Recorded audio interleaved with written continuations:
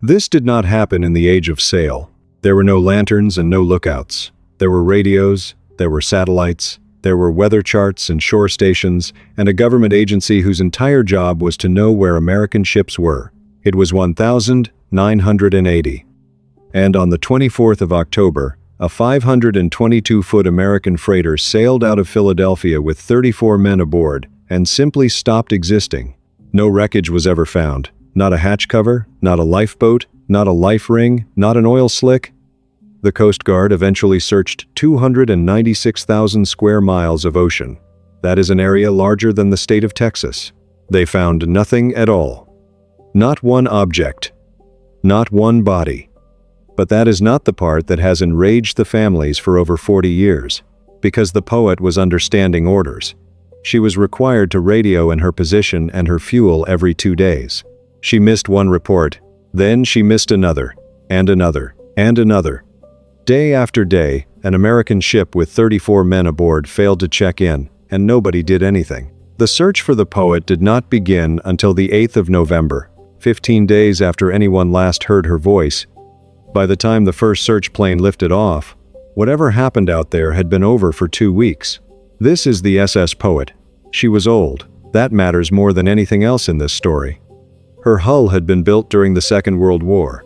She had spent decades under other names, hauling whatever needed hauling, passed from owner to owner as ships like her always are. In May of 1979, barely a year before the end, she was renamed. She became the Poet.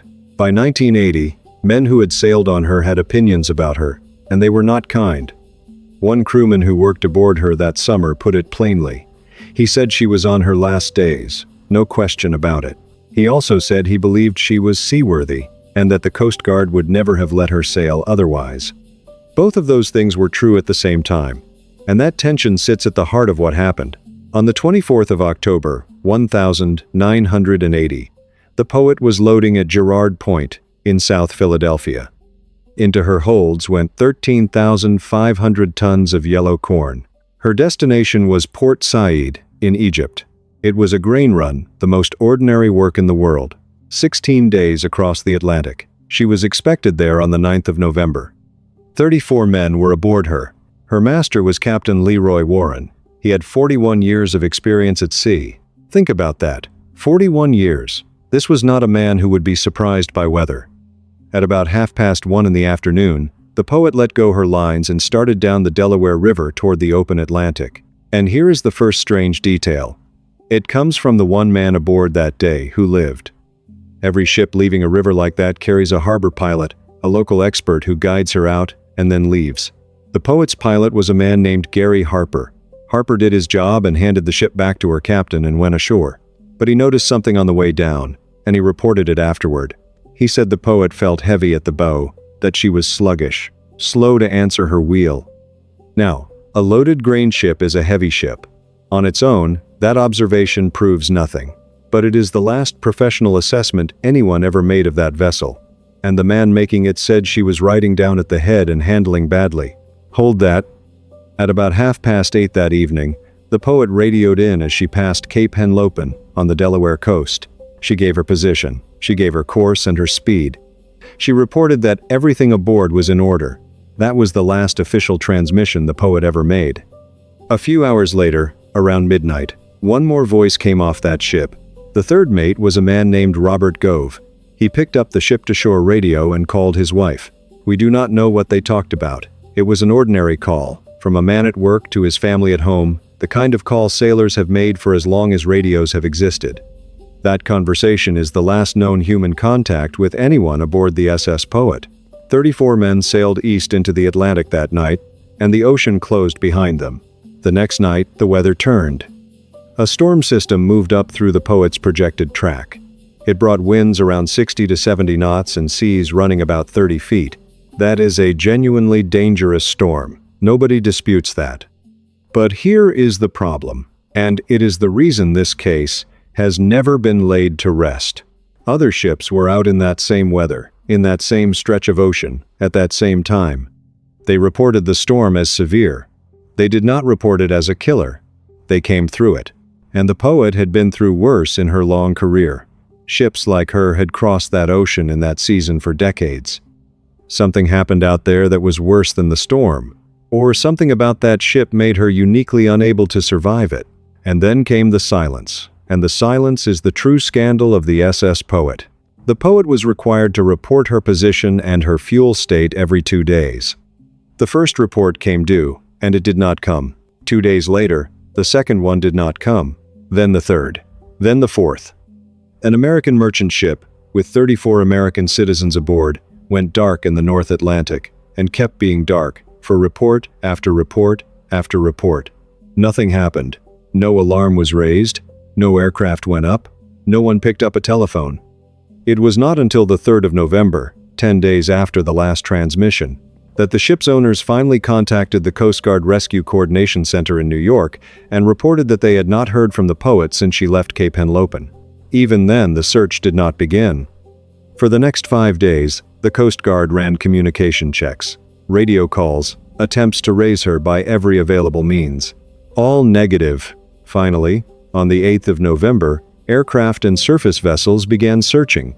15 days after that last midnight phone call, the search itself was massive.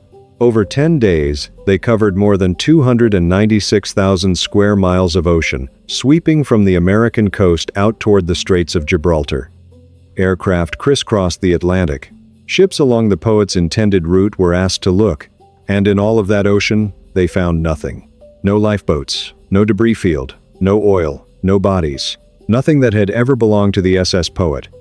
On the 17th of November, the search was suspended. The Coast Guard convened a formal marine casualty investigation. Congress held hearings. A House report followed in 1982. And the official conclusion was the same one this channel keeps running into. The board found that the precise time and location of the loss were unknown and could not be determined.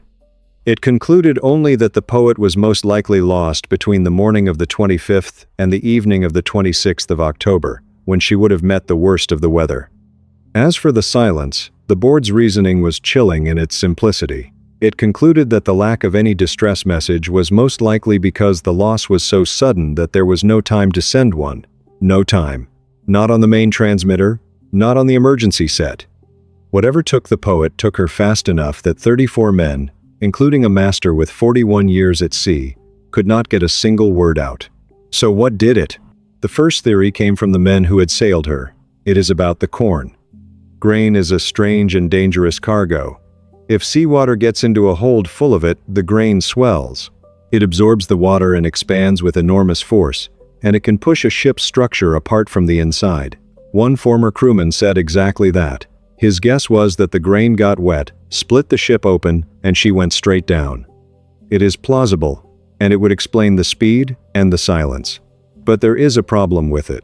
The holds had been certified watertight.